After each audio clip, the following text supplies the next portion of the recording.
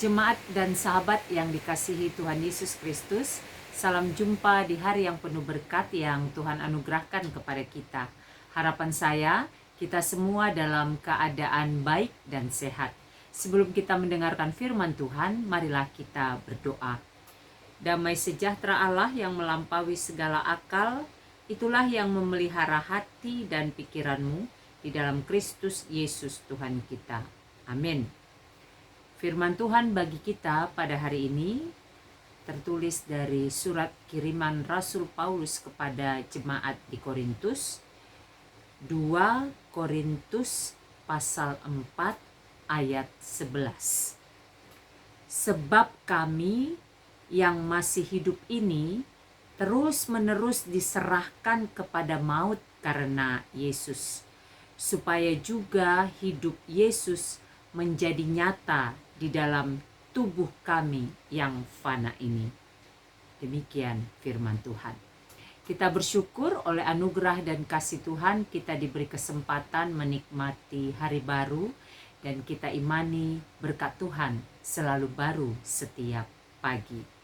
Tema renungan kita pada hari ini adalah hidup di dalam Yesus. Hidup di dalam Yesus. Ayat yang kita baca tadi merupakan bagian dari perikop harta rohani dalam bejana tanah. Paulus menggambarkan bagaimana ketika ia sudah menerima panggilan, sudah menjadi pengikut Yesus, lalu kemudian melakukan pelayanan, maka dia menghadapi beragam pergumulan dengan tidak tawar hati. Dia menyaksikan benar ada banyak kesulitan yang dialami, tetapi tetap kuat di dalam Tuhan. Dalam ayat 8 dikatakan begini, dalam segala hal kami ditindas, namun tidak terjepit. Kami habis akal, namun tidak putus asa. Kami dianiaya, namun tidak ditinggalkan sendirian. Kami dihempaskan, namun tidak binasa. Itu yang menjadi kesaksian Paulus ketika dia melakukan tugas pelayanannya. Ada banyak hal yang terjadi, namun dia dan teman-teman sepelayanannya tidak tawar hati. Apa yang mau kita renungkan dan pelajari dari ayat Alkitab pada hari ini? Yang pertama, ada resiko dari ketaatan dan kesetiaan kepada Yesus. Maka hadapilah dengan memohon hikmat dari Tuhan. Ada resiko dari ketaatan dan kesetiaan kepada Yesus. Maka hadapilah dengan memohon hikmat dari Tuhan. Dalam kesetiaan dan ketaatan kita mengikut Tuhan ada banyak hal yang bisa terjadi. Karena memang dunia tidak mau kita taat dan setia kepadanya. Si jahat melalui dunia ini berusaha membawa kita kepada ketidaktaatan dan ketidaksetiaan. Karena itu ada banyak hal yang bisa terjadi yang akan seringkali kalau kita tidak kuat, akhirnya kita ragu, bahkan ada yang undur dari panggilan pelayanan itu. Maka kita harus menghadapinya dengan memohon hikmat Tuhan. Ketika kita memohon hikmat Tuhan, maka kita dimampukan untuk tetap setia dan taat dalam tugas panggilan pelayanan kepada Tuhan yang kita imani itu. Yang kedua, kita sering diperhadapkan dengan beragam pilihan.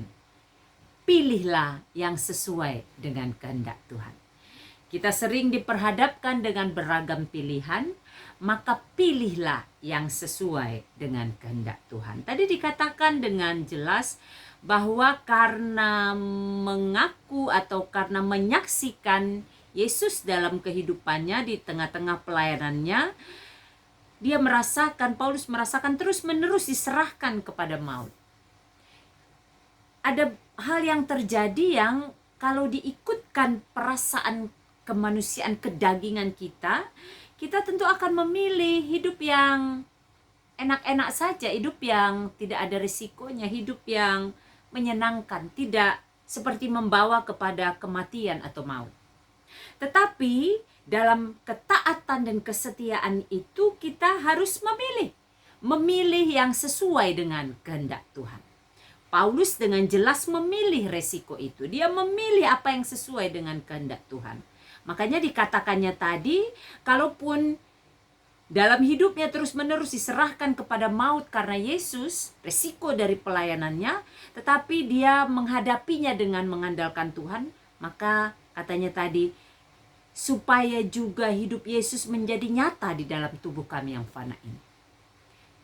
Ketika dia mengandalkan Tuhan, maka ia merasakan sungguh-sungguh kuasa yang luar biasa, yang memampukan dia untuk memilih yang benar, memilih yang sesuai dengan kehendak Tuhan. Apapun risiko yang dihadapi, Yesus hidup dalam kehidupannya, berkuasa dalam kehidupan, dan dia takluk kepada kuasa itu, mengikuti kuasa itu, dan pada akhirnya dia beroleh kehidupan yang kekal. Yang ketiga, tetaplah taat dan setia sampai akhir kehidupan kita, karena mahkota kehidupan akan menjadi milik kita. Tetaplah taat dan setia sampai akhir kehidupan kita, karena mahkota kehidupan kekal di sorga menjadi milik kita. Ketika kita tadi sudah taat, setia, lalu kemudian kita sudah memilih pilihan yang benar, maka kita menjaga ketaatan dan kesetiaan itu sampai akhir kehidupan kita. Dan ketika kita taat setia sampai akhir seperti yang dikatakan tadi, hidup Yesus menjadi nyata di dalam tubuh kita yang fana ini.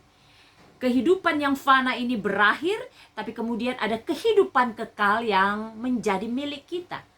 Ada surga kekekalan. Ada mahkota kehidupan yang menjadi milik setiap orang yang taat dan setia sampai akhir kehidupannya. Kiranya ketiga hal ini menjadi kekuatan dan semangat bagi kita untuk menjalani hari-hari kehidupan kita dengan beragam pergumulan yang kita hadapi. Tetaplah taat dan setia. Pilihlah yang sesuai dengan kehendak Tuhan dan setia sampai akhir, agar mahkota kehidupan, hidup yang kekal menjadi milik kita. Saya akan mempersembahkan sebuah lagu, kiranya lagu ini menjadi berkat bagi kita semua.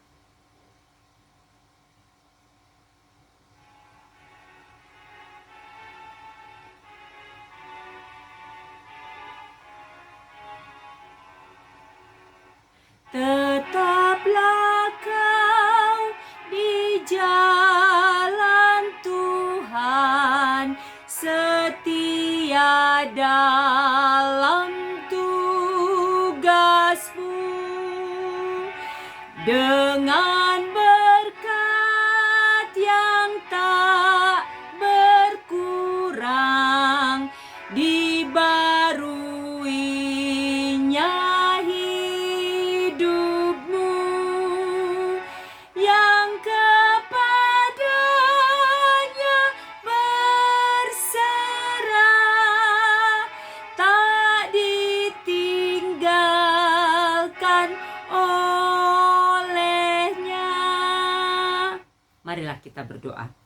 Bapa di sorga, kami bersyukur untuk firman pada hari ini yang mengingatkan kami untuk hidup setia di dalam Tuhan.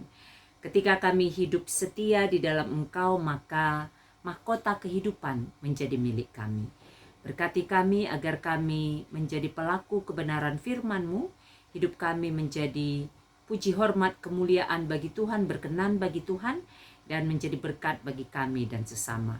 Berkati seluruh jemaat Tuhan, berkati para hamba Tuhan, berkati seluruh keluarga kami, berkati bangsa dan negara kami, berkati pemerintah kami, berkati setiap orang yang sedang mengalami pergumulan saat ini. Tuhan, berbelas kasihlah bagi mereka, tolonglah mereka, agar mereka dimampukan menghadapi dan mengatasi setiap pergumulan mereka dengan mengandalkan Tuhan.